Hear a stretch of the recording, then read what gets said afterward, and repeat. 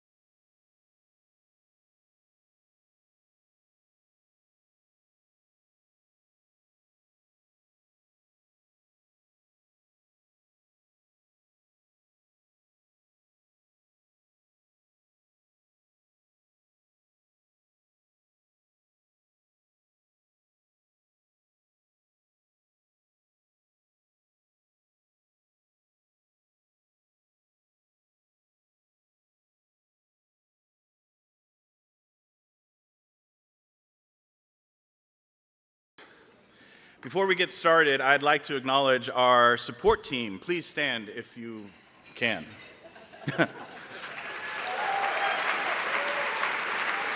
This support team is here to support us both spiritually and pastorally. We are committed to serving this beautifully diverse community, and like all meaningful work, it's a work in process. Your candor and feedback, whether shared directly or in your written evaluations, help us improve these practices to live more fully in our pluralistic values. So as I said, this is not only the largest summit, but you are at the largest national interfaith gathering in 2025. We are here for 3 days of learning, imagining, challenging one another, strengthening the muscles of pluralism that our democracy so desperately needs. But before we dive into the workshops, panels, meals, prayers, and hallway conversations, I want to begin with a single image: a chord. Not a solitary note, not a unison voice, but a chord. Distinct tones sounding together, holding their own frequency. And because of that integrity, because they don't blur into sameness, they create harmony. As the great jazz man Wynton Marsalis once said, the real power of jazz comes from the negotiation between the individual and the collective. That's pluralism. That's democracy. That's what we're doing here. We're not building a choir of uniform sound. We are not tuning our differences out. We are learning how to stay true to our own notes, our stories, our convictions, our faiths, our doubts, and still find ways to play together, to improvise together. That's what makes a chord powerful, not just sound, but relationship. And let's be honest, this kind of relationship is not easy. It's easier to play alone. It's easier to retreat to our own silos where everyone sounds and thinks like us. But that's not where the beauty lives. That's not where freedom expands. That's not where democracy flourishes. This is a moment in history when many are retreating from pluralism into fear, into certainty, into contempt. But this gathering, this summit, is an act of hope against that retreat. It's an affirmation that diversity is not a problem to be solved, but a gift to be cultivated.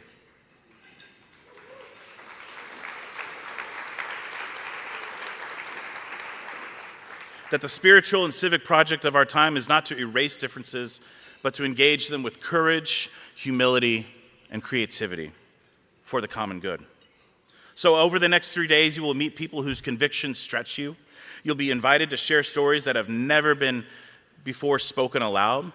You'll be asked not just what you believe, but how you live, and how that living can strengthen the bonds between us. Our work here is not transactional, it's transformational. And you, each of you, are part of that transformation. You are the composers and the performers of a new kind of American music, one grounded in faith, driven even by a moral imperative for a new way of belonging and even neighborliness, rooted in relationship. So think of the people not just around the table, but around this whole room as your bandmates. You don't have to agree with every note that they play, but you do have to listen. You do have to stay in rhythm. You do have to play your part. Pluralism is not passive. It's not just tolerance. It's real hard work. It's spiritual and civic labor. It's powerful. And that's what we are here to practice together. So let's begin the summit in that spirit, not as a conference, but as a composition. Not as a performance for others, but as a rehearsal for the kind of world we all want to build. Let's be bold. Let's be generous. And let's be humble enough to let others do the same. Welcome to the 2025 Interfaith Leadership Summit. Let's make something fun together. Let's make something beautiful. And to that end, I'd like to bring up my friend and founder and president of Interfaith America, Eboo Patel.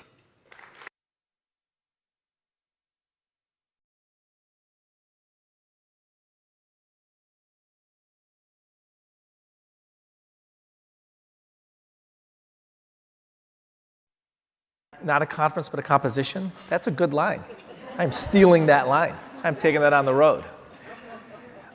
So Adam spoke about the importance of generosity. I am going to ask for your grace and generosity for the next 10 or 12 minutes. And here's why. Because I typically run my speeches by my 2 teenage sons before I give them. They tell me what's boring, and I rewrite. Lots. This week, they refused. I have one son who's going to college next week, so he will be with yes. All kinds of emotions about that. And my 15-year-old, this is not a lie, said to me, I have heard all your stories. I'm like, I grow. I have new stories. He's like, I don't believe you. So I had a very kind and generous Uber driver who, this is not a joke, this is also true, who listened to my speech on the way in. He did tell me only Urdu. I'm like, it's going to sound better. This is better, Gave me the thumbs up as I finished. So you will be the first set of people hearing this set of news stories. So as we ask for your generosity and grace over the course of the next 3 days, you can practice it over the next 12 minutes. Chords of Democracy. 1. When I was a student in England 25 years ago, I fell in love with a novel named White Teeth. It was written by a woman named Zadie Smith, and I thought it perfectly captured the music of pluralism. She basically fictionalized the motley crew of friends, colleagues, and classmates she had in the northwest of London neighborhood she grew up in. It was a properly diverse neighborhood. Rich and poor, middle class and working class, long-time white English Anglicans and atheists, newer communities of Jamaican evangelicals, Indian Hindus, Pakistani Muslims, Chinese Buddhists, Italian Catholics, Polish Jews. From her perch in a council estate, which is the British version of a housing project, that's where Zadie Smith was raised, she wrote about the friendships and the foibles and the feuds, the romances and the reconciliations of this set of people. I think my favorite scene took place on a playground. Here's how Zadie Smith describes it. It is only this late in the day that you can walk into a playground and watch Isaac Leung by the fish pond, Danny Rahman in the football cage, Kwang O'Rourke bouncing a basketball, and Irie Jones humming a tune. Children with first and last names on a direct collision course. My research was in London, and every time I passed the playground, I looked for those characters.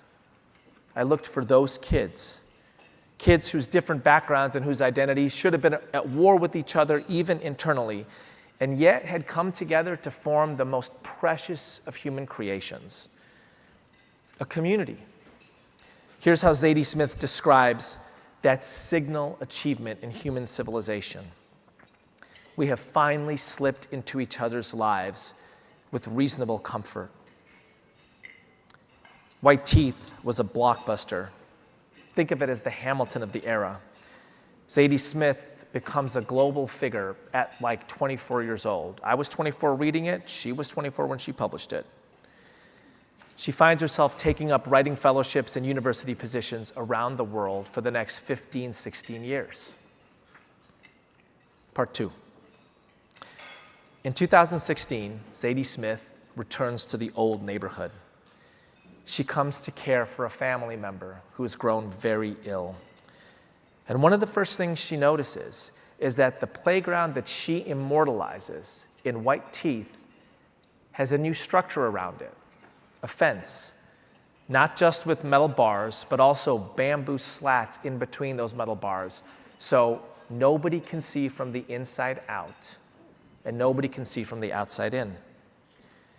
Zadie Smith starts to see fences all around her old neighborhood.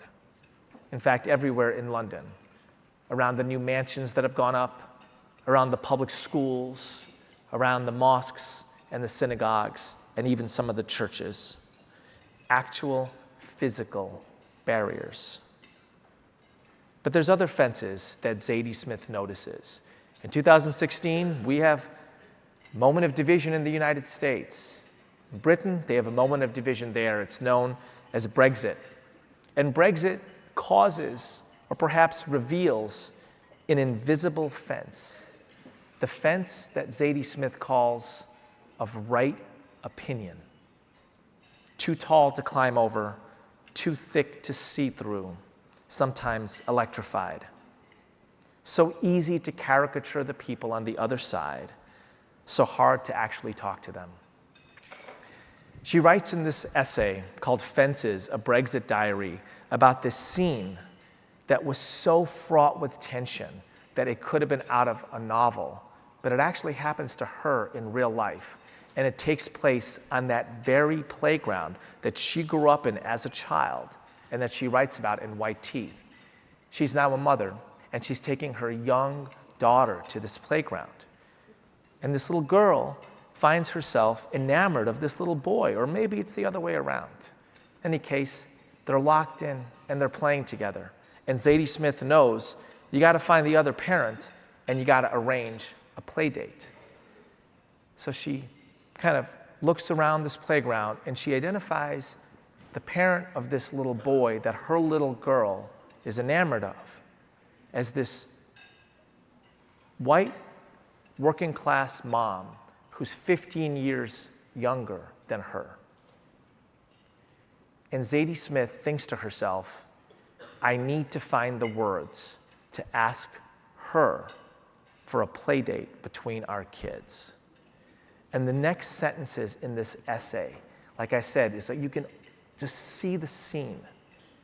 Zadie Smith is fumbling for the words. She's imagining all of the views that this woman has. Zadie's mom, this Jamaican woman, she's been told not long ago, not long after the Brexit vote, well, you are going to have to go home now. She's imagining all of these things that this woman is thinking. And they're putting their children in the strollers, and they're walking their kids up the hill, and Zadie Smith is looking for the language. And finally, they come to their respective developments. And Zadie Smith watches this woman turn left into the council estate that she was raised in. And this woman watches Zadie Smith turn right into the new development with big mansions. The one with the black door is the one that Zadie Smith walks into. And the last thing that Zadie Smith feels is the withering look that this woman gives to her. You are one of those. You live in the rich neighborhood. Playdate didn't happen. Zadie Smith, the great novelist of pluralist community, couldn't find the language to climb over or see through the electric fence of right opinion and caricature. 3, I'm not leaving you here, trust me. I'm not leaving you in the despondent place. This is the middle of the talk. Okay. What I want to do is give you a sense of how hard this is. I mean, like literally, the people who are best in the world at talking about and to people of different backgrounds cannot figure out how to talk to those folks on the playground for a play date between their kids who are getting along. That is how hard this is. That is what we have signed up for. That is what we have signed up for. And part of what I love about Zadie Smith is she's not just going to let a problem sit. She's going to give us a way forward. And she does it in the way writers do. She changes the metaphor. She writes in an essay 6 months later, an essay called On Optimism and Despair. So maybe we don't think of fences. Maybe we think of music. Maybe we understand ourselves as complex musical scores. And the job of the conductor, whether you're an actual conductor in an orchestra, or you're a band leader, or you're a novelist, or you're a civic leader like us, the job of the conductor is to tease out the melodies of the internal pluralism within all of us and the pluralism amongst all of us so that your expression and your expression and your expression can, at least on some things, be a symphony. And in this way, Zadie Smith connects herself, I'm pretty sure she knew what she was doing, to the pioneers of the concept of cultural pluralism. Some of those pioneers lived and worked here 110 years before Zadie Smith was writing her novels.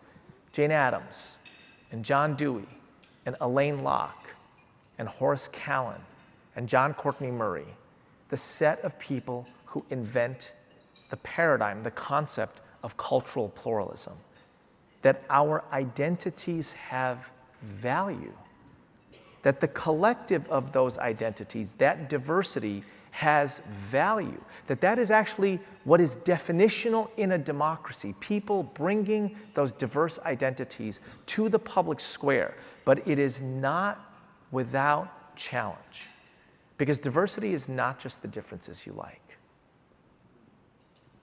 It brings conflict, and that is why you need pluralism leaders. not to pretend the conflict doesn't exist, not to allay it, but to say there is another possibility as well. There is another possibility as well. Horace Callan calls it the symphony of civilizations. And John Dewey's the one that says, it's easy to bring instruments to the stage. It is hard to get them to play well together. Part of what I find remarkable about what those early pioneers of cultural pluralism did is they were making their case in the face of two other dominant paradigms. Paradigm number one was the melting pot. Put your identity away. Melt it into the same bland goo that everybody else is. And the other paradigm was Culture Klux Klan. We are going to destroy your identity. We are coming for you. Don't put it away, because we actually want to squeeze it out of you. And this group of people, John Dewey and Jane Addams and Horace Callan, they're articulating something different. We are their heirs. We are their heirs. That's the commitment we make. The skills we're building here, the courage we are giving to one another. We sign up for civic leadership in a diverse democracy. We are the people that others can count on to build pluralism. By the way, I want to say something. Your opinion is probably right. You get to keep that. Your view of the world, you get to keep that. The disagreement that you're going to have, it's significant. It's a part of this thing. And yet, we cannot live in a world in which two parents whose kids are playing on a playground do not have the language to take the next step.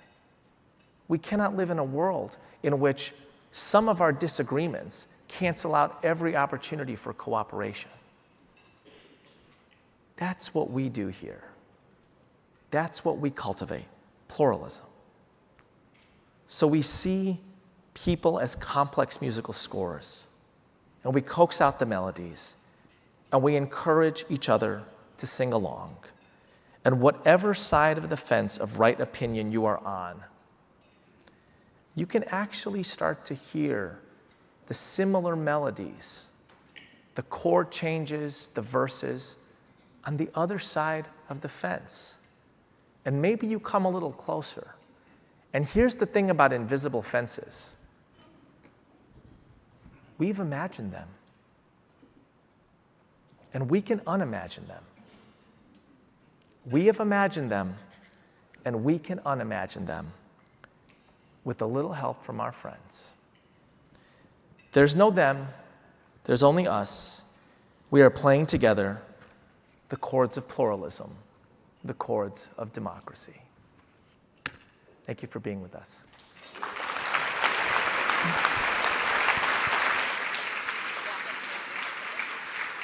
Funkin' Daisy knows how to get a crowd fired up. There was a lot of funk in that Daisy. When your mind is in the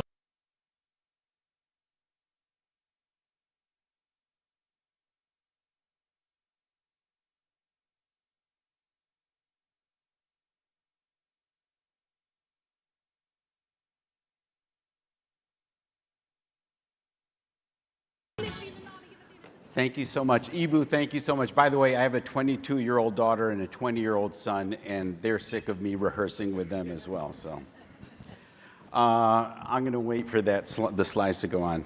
My name is Rahul Sharma. It's such an honor and a privilege to be with you this afternoon and addressing our theme for the day. Our first slide, when we get that up there, is a picture of the band that I've had the privilege of leading for almost 30 years. And we've learned so much from each other, and I want to share that with you. Oh yeah, I have a clicker. And the year is 1997. we're doing our first university show, University of Chicago, and the show is co-sponsored by the Organization of Black Students, the South Asian Student Association, the Latin American Cultural Association, and the Persian Cultural Society. So when we get done with that show, when we hear people from each of those groups walking away saying, that was my kind of music, we knew we were onto something. So I want to share a little bit about what I believe some of those ingredients are. I think we have in the band a presumption of belonging.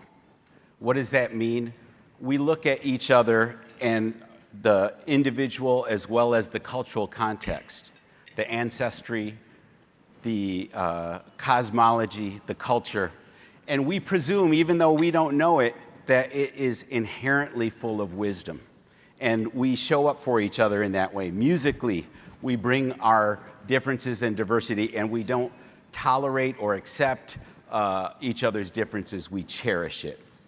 An example, the two gentlemen you see wearing turbans, Punjabi Sikh men, Maninder and Inder, were playing a show, and on the set list is a reggae song. They're looking at each other on stage in the middle of the song because they have a twinkle in their eye. They're both thinking the same thing. There's a Punjabi folk song that would go perfectly with this. But we never rehearsed it. It's not on the set list. So they jump on the mic, start singing it, and to watch the rest of the band, immediately our responsibility is to make that sound as good as possible. We don't sort of like shake our heads and say, wait, what is this? We didn't rehearse this. So that's a manifestation of this affirmation and belonging, this loving curiosity, affirming curiosity with each other. I also want to talk specifically about the rhythm ambassadors of Funkadesi. I'm going to go backwards. We have 4 percussionists. People aren't seeing the screen? Okay, there we go. Thank you. Latin percussion, Brazilian percussion, West African percussion, Indian percussion. 4 of the 10 band members are drummers, and we call them the rhythm ambassadors.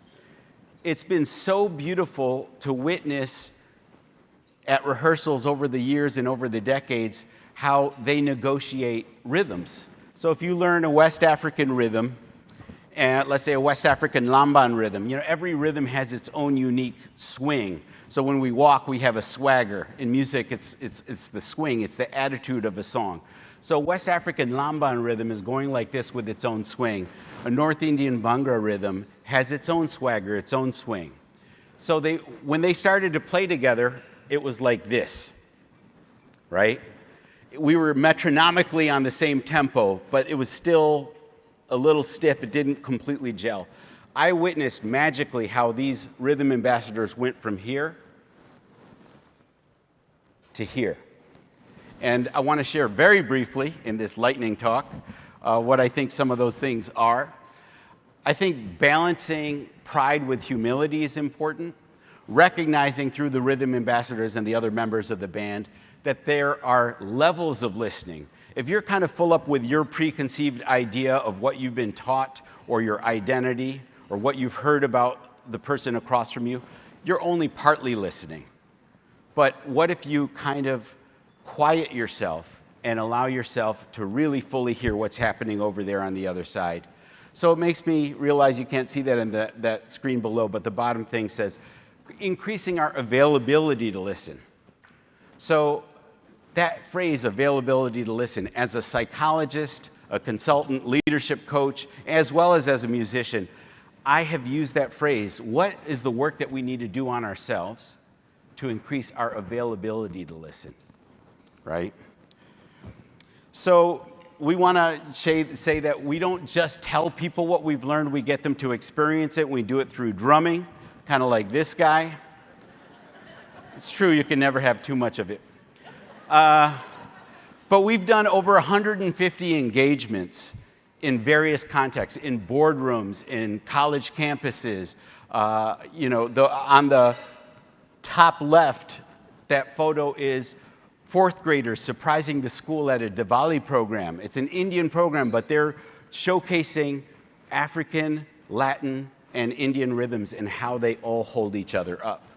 On the right there, that's one of 45 drum circles we've done for folks with intellectual disabilities. And to be in spaces like that where halfway through the drum circle, we invite every participant to come to the center and lead the drum circle.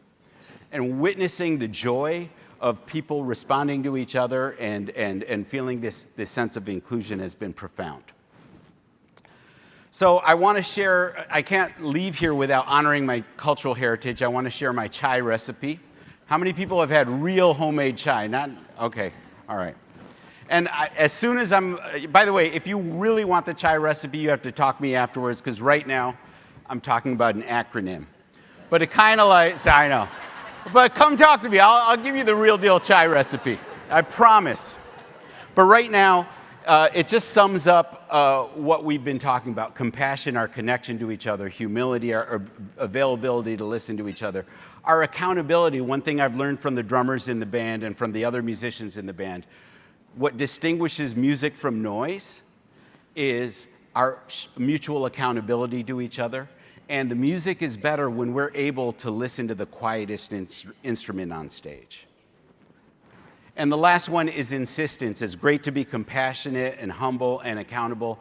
This last piece is, it's also important, especially in an era where there are threats, so people don't get to feel a sense of belonging. It's important that we show up for each other. We speak up through our action. We do, as the band says, as our motto, we are one family, many children, insisting we all belong. So that's my talk. Lead with chai, and I'm going to leave you with a question. So if those values work for you, but my question for you is, that's our recipe. What is yours? All right, there we go. Thank you all so much.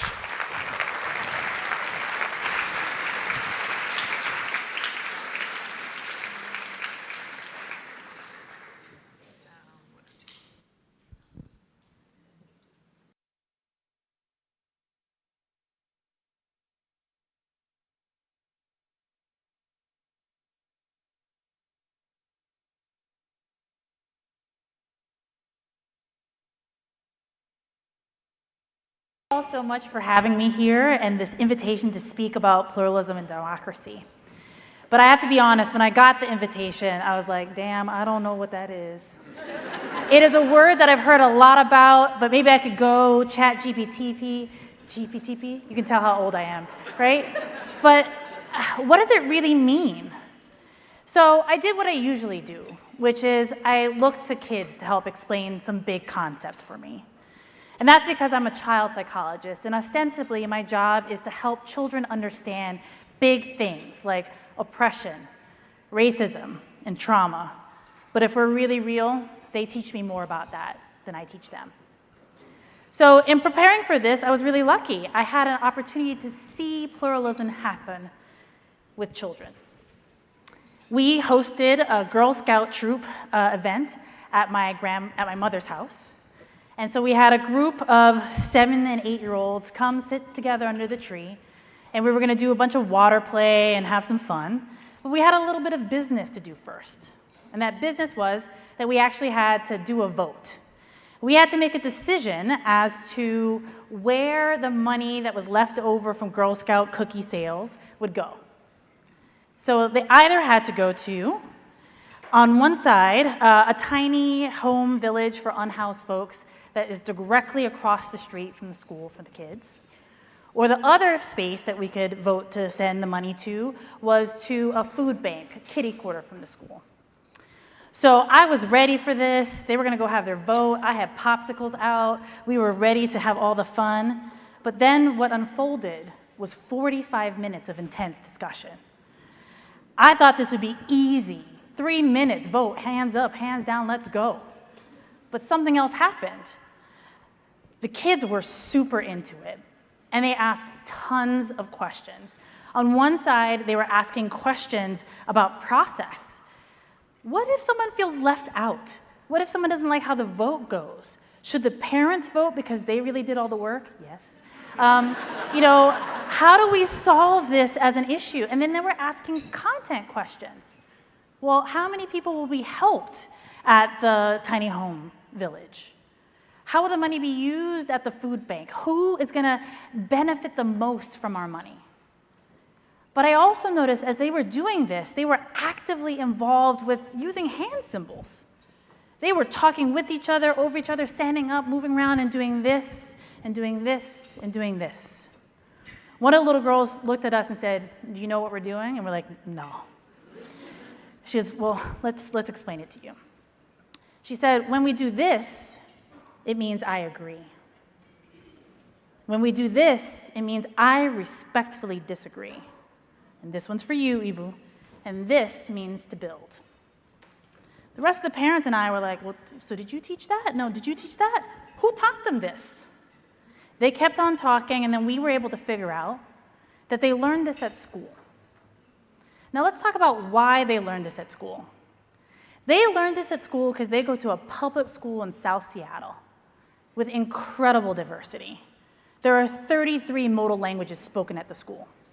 Within a 1-mile radius of the school, there's a Buddhist temple, a Catholic church, multiple temples, multiple churches, AME, all Hillel, so many other pieces around. So not only was this a space of interfaith and multiple faiths and languages, it was multiple identities. We're in South Seattle, which has a history like many other places, which is that the working class folks that lived in the center of Seattle were pushed further and further out and ended up finding the kind of spaces together. So this is also a space with working class and unhoused folks. Like many other places, this is a place where, because the land and space is cheaper, it's rapidly gentrifying, so we've got everybody in the kind of space. So this school, this K-8 school, is a place where pluralism has to happen. It has to be present, and the teachers, shout out to Miss Bedford's second grade teacher, was inspired by ASL and taught these kids to do this stuff, to be able to work it out, to develop it. So I actually want us to try it real quick. Can everyone do this? Okay, I'm also from Hawaii. This means something different. We're doing this, okay? Which means I agree. Again, inspired by ASL. I want us to try this. I respectfully disagree. And then this, build. I better see you all doing this. Because these are the exercises of pluralism. This is where we start. And we better be practicing it, because if we don't practice that for our children, they're going to end up across the fences that Eboo and Zadie Smith talked about. That what those little girls were doing in that space was the work of pluralism. And if the definition is that pluralism is not diversity alone, but active, muscular, day after day engagement, then that's what we need to be practicing here, to do that towards a positive end. Now, for the kids, it was where they voted, and to be honest, after 45 minutes, I don't even remember where they voted. But what was important is that they figured it out together. And there was argument, right? So agreement doesn't mean that we're silent. I'm curious, I want to find out more. I respectfully disagree doesn't stop the process. Tell me more. And I want to build. I have something else to add. So my invitation is that this is the work that we need to be doing here in a muscular way, in a practice way, so that we can set up an opportunity so that our kids can continue to live in this way, because we've got some big problems to solve. So again, I hope to see you. Thank you.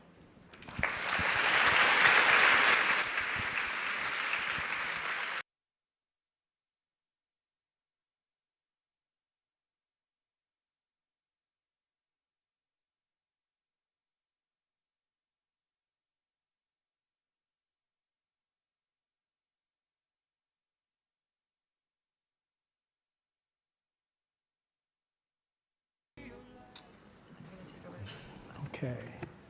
Well, thank you all for having me. I'm very appreciative of the opportunity to be with you today. And let me just remind us as we begin that we are sitting in a very unique experiment from a historical perspective. This experiment of self-governance is one of the most remarkable endeavors of human history. The founders understood that our rights are not self-determined, but they're God-given. The light of truth that all men are created equal was not universally assumed, but they held it high as a beacon for the world to see. Although our nation at that point would struggle with making this a reality, we are struggling now still, but we are struggling together for a more perfect union. Although the founders held different views on religion, theological views, they generally shared the view that human nature is bent, not towards justice, but actually towards sin. Alexander Solzhenitsyn, the Soviet novelist and dissident, wrote that the line separating good and evil passes not through states, nor between classes, nor between political parties either, but right through the heart of every human being. Skepticism of our innate goodness, as well as distrust of the inherent wisdom of the majority, led our founders to create a system of checks and balances to ensure that no one person or one group could wield undue power over the minority. The founders understood the essential role of religion in particular to the maintenance of democracy. They believed the American experiment and limited government depends on a virtuous people. Religion is indispensable, they said, in the formation of our virtue to regulate our bent towards sin. The government, therefore, from their perspective, must protect and promote the freedom and the role of religion as a public good. The intersection of freedom, virtue, religion was articulated by John Adams, who said, "Our Constitution is made for only a moral and religious people. It is wholly inadequate to the government of any other." In fact, George Washington was so concerned that people in a free republic would forget the necessity of virtue and morality to preserve our experiment that he declared in his farewell address, "Of all the dispositions and habits which lead to political prosperity, religion and morality are indispensable supports." On the eve of our 250th anniversary, there's been much hand-wringing over the future of our democracy. Can we survive the toxic polarization that defines our age, fueled by outraged media, hate-filled social media posts, and zero-sum game political party politics? Now, the good news is that trend is reversible. If you look at your role right now, over the past decade, there has been a decline in religious attendance. However, your generation is a generation that can reverse that trend. This decline, they call it the rise of the nuns, was particularly pronounced with young millennials. Although highly spiritual, they were becoming institutionally disengaged in general. This is a postmodern skepticism of institutions, and the actual decline of religion reflects that detachment from organized institutions. This trend, however, was also grounded in a kind of a skepticism, if you would, of long-standing mores and the idea that certainty has even a place in society. The good news is this disassociation trend seems to be reversing, and you all are leading the way. You are the first postmodern generation. Back if you don't mind. You are the first postmodern generation. You are the generation that actually is beginning to reimagine what the world can be by reconnecting through institutions, including religion. Surveys show that you are rejoining institutions in ways that are actually replacing Seinfeld with Superman, if you saw the film. You are looking at new ways in which Friends can get replaced with Fantastic Four. There's a sense in which there's a revisiting of these institutions that are the fabric of society. Now, just a quick sidebar. The Fantastic Four was created by Jack Kirby and by Stan Lee. Their real names, however, were Lieber and Kurwitz. Now, at the time, back in the 40s and 50s, if you were Jewish, you had to hide your Jewishness by changing your name to operate in the world. The Thing was their creation, whose physical identity changed, but in the world in which they lived, their Jewishness was not able to be shown. Sadly, the thing's Jewishness was hidden in previous films, but in the new film, is actually played by a Jewish character, an actor, and his faith is highlighted. Metamodernism, which you all are leading, embraces true identity and faith, not obscures it. So, you hold the keys to our future, and I have 3 closing encouragements for you. First, don't be afraid of truth. Postmodernism relativized truth, but without truth, we spiral into nihilism. Yes, everyone has a right to be wrong. The founders didn't agree on everything, but they created a system that allows us to arbitrate truth claims through civil debate rather than through the imposition of power. Second, don't hide your religious identity and your convictions. In fact, share them. I'm an evangelical Christian, a follower of Jesus, and although we may differ on his full humanity and divinity, we can agree that each of us has the right to believe and practice what our traditions tell us, and the freedom to change our beliefs without consequence. And third, the more celebrate the America that we can be. We, the people of the United States, in order to form a more perfect union, you can lead the way to reconstruct the aspirations of our declarations, inalienable rights, and our Constitution's blessings of liberty by overcoming the polarization that keeps us from shared flourishing, from building a more perfect union. You can overcome the cynicism and hopelessness of the age with one word: friendship. Living out truth in love, in relationship with someone that you differ with, is what we need. Only through authentic friendship can we overcome the demonization of the other. So let's close now with a little clip from 2 friends of mine who have modeled for me this love and friendship despite disagreements. And then you can help lead America to a more perfect union. See, I think it's deeper than civility, and it's even deeper than respect. I think we've got a genuine love for one another. I love this brother. I revel in his humanity. And it seems to me I've heard you say the common denominator is love. Absolutely. There are just so many aspects and facets of who we are as human beings that cannot be subsumed under politics. So when you love somebody, you love their qualities, their characters, their laughter, their gestures, the things you have in common that don't always fall into politics. We can argue over Aquinas versus Kierkegaard, or we can argue over his bluegrass versus my funk and rhythm and blues. You see, there's things that bring us together. Then we reach politics and we say, oh my God, I think you did wrong, my brother. I think you did wrong, my brother. So that human connection, that rich, deep human connection, that's what is so very important. The other thing, Margaret, that we were talking about was the importance of honesty and integrity and those sorts of virtues. Well, I not only love Brother Cornell, I admire him, and I admire him for those virtues, for honesty and for integrity. He sets an example for me. He's inspiring to me. We may disagree about politics, but I do admire integrity. A person who says what he means what he says, who does not succumb to peer group pressure.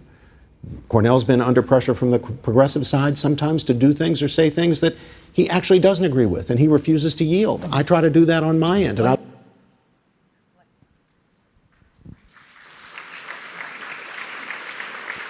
Please welcome back to the stage Eboo Patel, Rahul Sharma, Allison Briscoe-Smith, and Mark Rodgers.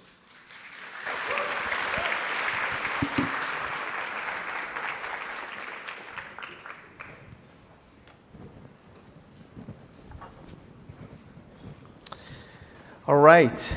Boy, thank you for 3 terrific presentations. Thank you all for being a great audience and really being leaned in. You know, Rahul, I was probably at the 4th or 5th Funkadesi show. And I brought my dad. So if you remember an older middle-aged Indian man cheering very loudly when you guys started playing Dum Borrow Dum at Martyrs, that'd be my dad. Yeah. Thanksgiving 1999. Yes. Yeah. You may or may not, you definitely don't remember that. You may or may not remember this, which is I somehow wandering through the Chicago Cultural Center. I think it's it was the night where they play Indian music all night. What's that called? What's the? It was, My friend Brian Keir put this Yeah. thing together where they do Indian classical music all night night, long. right? Yeah, And yeah. I think so. By the way, if anybody was unaware that Chicago is the greatest city in the world, like we have like this event here where there's Indian music all night long at the Chicago Cultural Center, and it is packed. So I think you guys are playing at like 9 or 10 o'clock at one of those events, and I'm wandering through, and I see you and the band in your kind of sacred circle before going on. And because you are who you are, you're like, Eboo, come on in. Yeah. Right? And so I'm with the band in this circle. And one of the things you do, Rahul, is you invite everybody to reflect on the lineage and the ancestry that brings them to that moment. So I want to just take a second and invite people to reflect on, like, what is the ancestry and the lineage that brings you here? And one of the things for us at Interfaith America is a man named Howard Morgan, who was our board chair for a very significant period of time here. And we lost him a couple of months ago. But his widow is here with us. And I want to thank you, Brooks. And I want to thank everybody in this room and the ancestry and the lineage behind them, knowing that we don't get here on our own. Knowing that we don't get here on our own. Right? So let's invite that set of voices in as we have this conversation. So one of the things that I love about the history of cultural pluralism is it's really developed by a Jewish guy and a black guy. Black guy who converts to the Baha'i faith and who happens to be gay. Horace Callan and Elaine Locke. And they're friends at Harvard and they're friends at Oxford. And one of the things that they discover is a deep resonance in the cultural traditions. What they really are is kind of cultural entrepreneurs. So Elaine Locke is best known as the kind of father of the Harlem Renaissance, right? Loves black arts, African arts, right? Horace Callan is very much known as somebody who kind of cultivates Jewish civilization and Jewish arts. And that reminds me so much of Funkadesi. And I'm curious, Rahul, could you just bring us back to that origin, the moment when, I don't know, you're listening to, maybe it's Ravi Shankar, maybe it's Shakti, and you're like also listening to reggae, and you're also listening to Latin music, and you're like, am I the only one who hears resonances? Bring us back to that origin. That's a great question. First of all, when you were talking about ancestry and the prayer circle, I do want to give a shout out to our late great drummer that we lost 20 years ago. He's the one that insisted that we do a prayer circle before every show. And now we say his name at the beginning of each prayer circle. He said something really deep to us. Our ancestors wanted us to be together. That, you know, that kind of shifts things inside of you when you consider that. For me, part of it is my upbringing. I'm growing up as a brown kid in Midwest Michigan. I'm from Kalamazoo, Michigan. Kalamazoo in the house! But my two older sisters and my parents, even though we're originally Punjabi of North Indian heritage, they were born in Nairobi, Kenya. So for me, my cross-cultural travels kind of like, you know, evoke this sense of like, how do we translate things across culture? And musically, I think the resonance is when you're playing authentically, when you're able to negotiate cross-cultural space, what's the new authentic? Because I believe that Funkadesi strives to be authentic, but obviously we're putting together different cultural strains. So what is that new authentic? And it starts with honoring and watering your own cultural roots while remaining open and connected to folks with other roots. Yeah, it's beautiful. Thank you. Thank you. Allison, I love that story about kids. I love that story about kids. I mean, every time I listen to you, I'm like, boy, I think I just learned an awful lot, way more than the 10 minutes you spent on stage, right? So thank you for that gift of wisdom that you bring. And it reminds me of a kind of a different layer of pluralism. If you know, Rahul is reminding me of cultural pluralism and Horace Callan and Elaine Locke, you are reminding me of what the great Oxford philosopher Isaiah Berlin called value pluralism. And he says something that's both deep and like actually extremely straightforward, which is like, you cannot have all of the things that you want at once. Actually, the values that we have are oftentimes inversely correlated, right? You can't give to both the food pantry and to the shelter for the unhoused, right? There's a value that goes along with one and a value that goes along with another. You can't give to both, right? Both of my boys are pretty lean-in athletes. My younger son is actually a very good basketball player. And one of the things that I learned coaching basketball and baseball coming up is that there's competing values with who you play. Do you play the best players on the team? That's one value system. You're kind of nurturing excellence. Do you play the worst players on the team? That's another value. You're helping people get better. Do you give everybody fair playing time? So those values are in deep conflict. How do you think about value pluralism in the work that you do as a social psychologist and somebody who is building bridges and nurturing pluralism? Well, I think the very first place to start, and I think we've been speaking about this in some ways, is that you have to be able to self-reflect and know what your values are. And do the work. Well, what does this really mean? What are my values? And how am I living them? And then there's also this piece that you kind of bring up, and there's a joke within my consultancy that when I kind of work with people that are solving big problems, that we're often trying to solve big problems all at once. And if I were to have a shirt, it would be pick a thing, do a thing. We pick one place to start. So this often comes up in the spaces where I am within diversity, equity, and inclusion, where the desire is to do all of the things right now. Let's pick one thing and do it with the best integrity, with all of our heart, with all of our space as possible, and bring in the others who do it well, who do those other spaces well. Pick a thing. Give us an example, right? So the classic example, and I don't know how many folks here have been or were in positions of diversity, equity, inclusion, myself included. So when I got elevated into this kind of position, what ended up happening is that somehow all of the problems landed on my doorstep. Not only was an opportunity to solve and address issues of race, oh, I see some people, I see you, right? Not only was it about race, it was also about, which it needed to be in many different ways, our intersectional identities, race and faith and accessibility and all of that. And the idea wasn't about not being a whole intersectional person, but the idea that ended up happening was that somehow it was my job to do it all. So we picked one thing. We started off with a fellowship and an opportunity for us to come together and to talk about issues of faith and clinical work. We started there. And then we did another thing, and we did another thing. We had to pick a thing and start because we become so overwhelmed with having to do all of the things right now in this second that we don't do anything well. And we miss out on the things that we do well. There's some of us that are really good at doing this, and some of us that are really good at doing that. That, again, is pluralism in action, that we have to be able to identify what we value, where our light shines the brightest, and how we can actually coordinate, and not be so overwhelmed with the tyranny of the moment that we do it all. Pick a thing. Yeah, so I want to keep on this, right? Mm-hmm. I'm loving this. So anybody here a fan of The Bear, the TV show? I'm a big fan of The Bear. Thank you. And one thing, I mean, if people have watched season 3 and season 4, one of the themes is like Carmi keeps like adding things to the menu. Like he just can't stop. And part of what his very wise team does, principally Sid, is just like, we got to get good at 8 things, man. We got to get good at like that's the menu.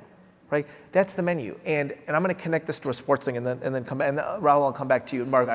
We are going to get to the founders, brother, and brother Cornell and brother Robbie. I'm with you in a second here. So I want to connect that to maybe a counterintuitive example, and then give it to you, Allison, and then either of you want to add it also. So, food, music, sports. I mean, that's all I need, right? And so there's this great movie from like 20, 25 years ago, Remember the Titans. You guys see this movie?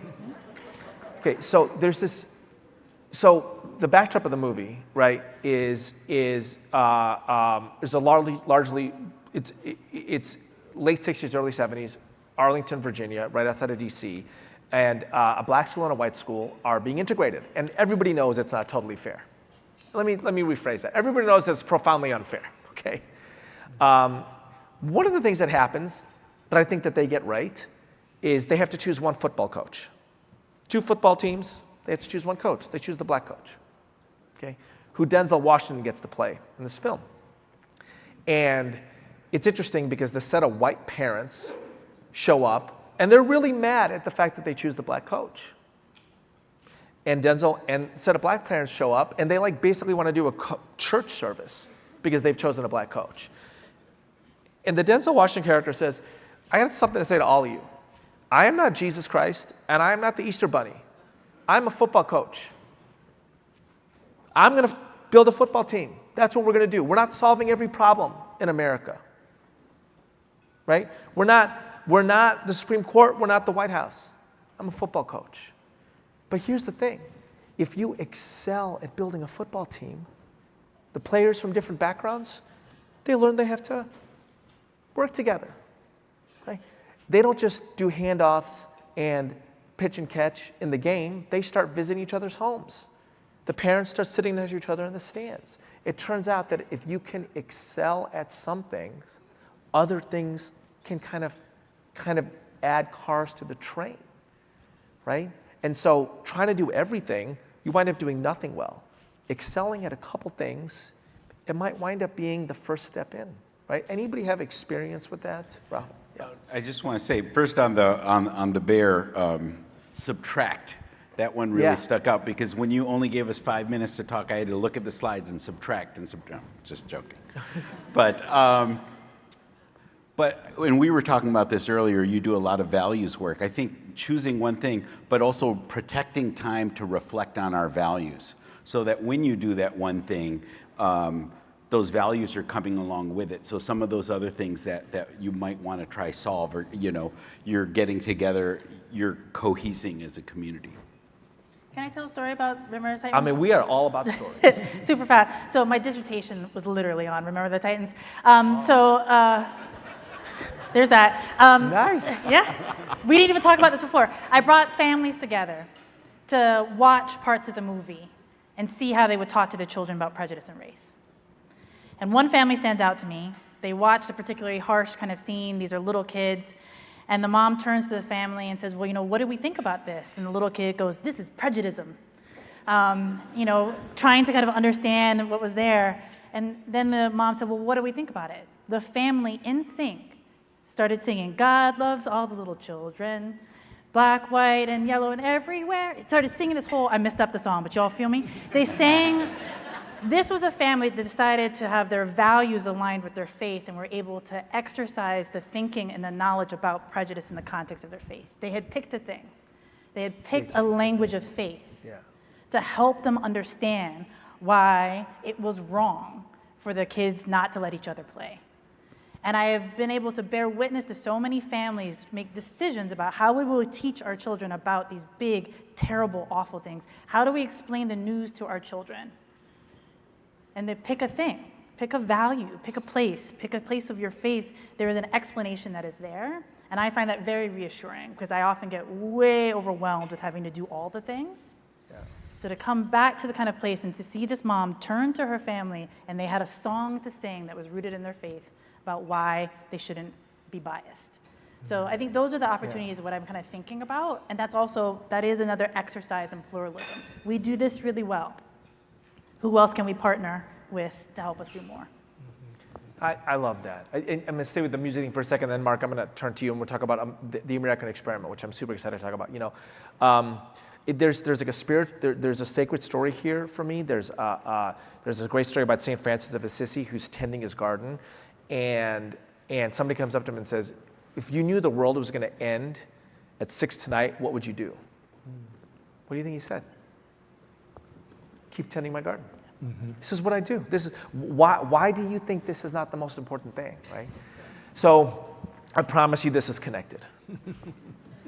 So the Grateful Dead just did a 60th anniversary set of shows in San Francisco. I promise you this is connected.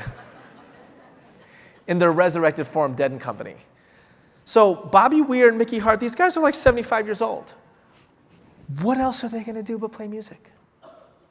What else are they going to do but play music, right? That is what they do. They have picked a thing, and they're going to do that until somebody throws brown dirt down their larynx, right? Pick a thing and excel at it, and then figure out how to give it away. Remember Titans? That was a moment. We just had a moment. Yeah, we did. It just happened. Mark. Yes, sir. The American experiment, right? So I lived in Europe for three and a half years, in England, and then I spent a bunch of time on the continent. And I read this book when I was there called What It Means to Be an American by Michael Walzer, which just like changed my life. And Walzer has this insight. He's like, the nations of Europe, and it was close to it because that's where it happened to be. He's like, there was a group of people called the French, and they built a nation called France. There's a group of people called the Germans, and they built a nation called Germany. There's a group of people called the Spanish. They have a language, they have a culture, they built a nation called Spain. There's no group of people called Americans who built a nation called America. And his line is, we become Americans by dint of living with other Americans.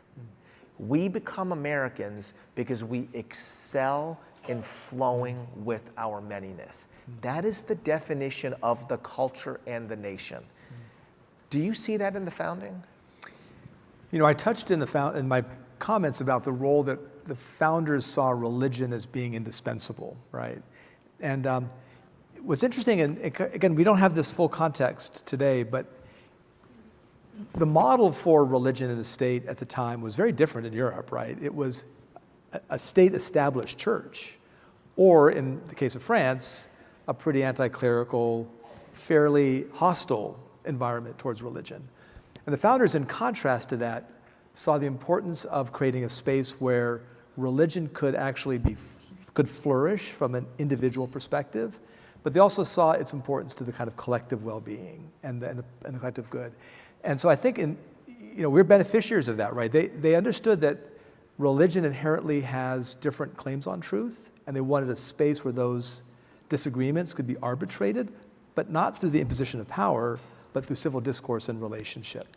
And so we're beneficiaries of this pluralistic system. Pluralism does not mean relativism. Pluralism means that we can go to this public square with our strong claims to truth and litigate those through civil dialogue, through discourse, even through democracy.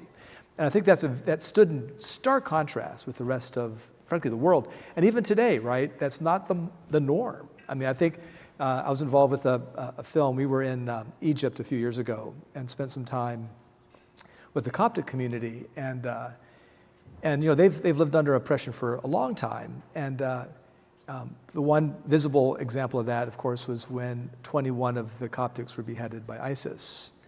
And we actually worked with the community to help them tell that story, where they gave forgiveness in that context. And when Whoopi Goldberg presented our short film that was nominated for shortlisted for an Oscar a few weeks ago, she said, "This is." What's that? Thank you. Yeah, it's called The 21. And when Whoopi presented this at Tribeca, she said, there are still countries in this world that litigate their religious differences through violence. America is one of the few countries that has, from its founding, created a space where religious claims that are odds with one another from a truth perspective could live in peace and through negotiation of a relationship. So I want to ask this question of everybody here, but Mark, because you brought in your talk the founding and religious diversity, I want to maybe present it to you first. So I wrote a book a couple of years ago called Out of Many Faiths, and a lot of it is about the founding and religious diversity. And what's interesting is in the late 18th century, the United States is a pretty religiously diverse nation, and freedom of religion in America is actually joined with an ethic of where many of the founders would stand up for people of other faiths. So most famously, George Washington goes to Newport, Rhode Island, and gives this speech where he says to the Truro Synagogue, this government will give to bigotry no sanction and persecution no assistance.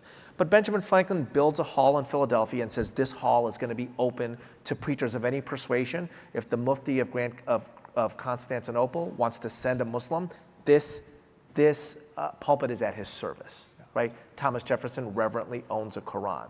So one of my questions is, one of the things that there's a lot of extremely important discussion about what went wrong at the founding. A lot went wrong at the founding. Okay, the genocide of Native Americans, the enslavement of African Americans. One thing did not go wrong at the founding, and that is religious diversity. The European founders got religious diversity mostly right. can we in America, as we come on to the 250th anniversary of the Declaration of Independence, can we use what we got right when it comes to religious diversity, freedom of different religions, the defense of people with whom you disagree with, the nurturing of positive bonds between them? Can we start with a strength of ours, make that strength stronger, and then maybe address some of the things that we did not get right at the founding? By the way, this is not a question that I told them about before and that I just thought of. So, well, let me say this too. I think the founders and I understood that religion played a particular role in this kind of cycle, or this virtue, kind of civic good kind of cycle. But religion also plays an important role in our public and personal health, right? So it is essential to our personal well-being.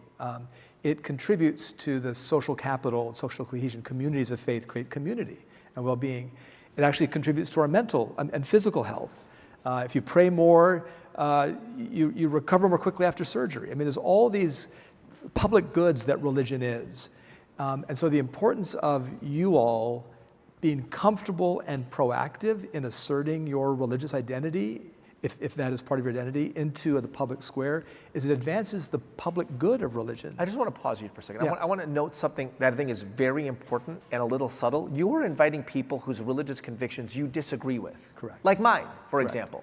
A respectful, loving disagreement, but a disagreement. Correct. You are saying, I should bring my religious conviction into the public square in a respectful and cooperative way. That's right.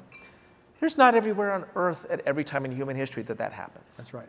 That's right. And we have a place too where, interestingly, I give you permission to share your religious convictions and truth with me. I invite you to do that with an effort to convince me that your truth is truth. And similarly, my hope and prayer is that you would let me do the same to you. I may not convince you and vice versa, but that is what we have without, and amazingly in this country, without consequence. People can actually change their faiths in this country without consequence. That's not true in many, many countries around this world. We have a very unique experiment that I think we are benefiting from, that we're blessed with from the founders. Thank you. So let's do kind of a last offering of wisdom. We have about 2.5 seconds left. What about, I'm sorry, not 2.5 minutes left. But what about music? What about religion? What about the founding? What about Remember the Titans? What about the bear? What about chai? Everybody, about 30 seconds. What have you gleaned from this? What would you like to leave, like a group of people who are heading to be pluralism builders in this nation? All right. It's a great question. I think from my experience with the band, I don't think we would stay together for so long unless there was really a true commitment to each other. When I talked about the different cultural rhythms and we go from here to here, that means that Maninder might, with his Indian instrument, might listen to the West African instrument and say, you know, this rhythm is primarily a West African rhythm. I'm going to accommodate that. But he also needs to trust that it's going to reciprocate. There's going to be another rhythm where I'm going to be able to shine. So, and connecting that to the founding and we the people and all of that, I want us all to, whenever we're seeing anything happening now, in anything we do and any messages we're being given, we need to interrogate who is the presumptive we.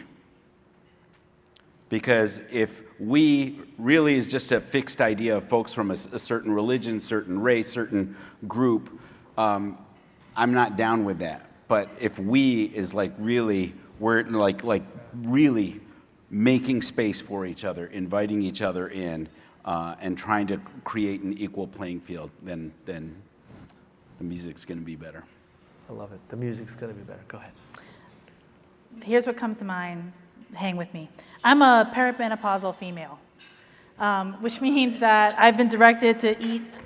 Anyone else? Which means I've been directed to eat all the protein, and I've got to do strength. I've got to do strength training. So now all of a sudden I'm strength training all the time.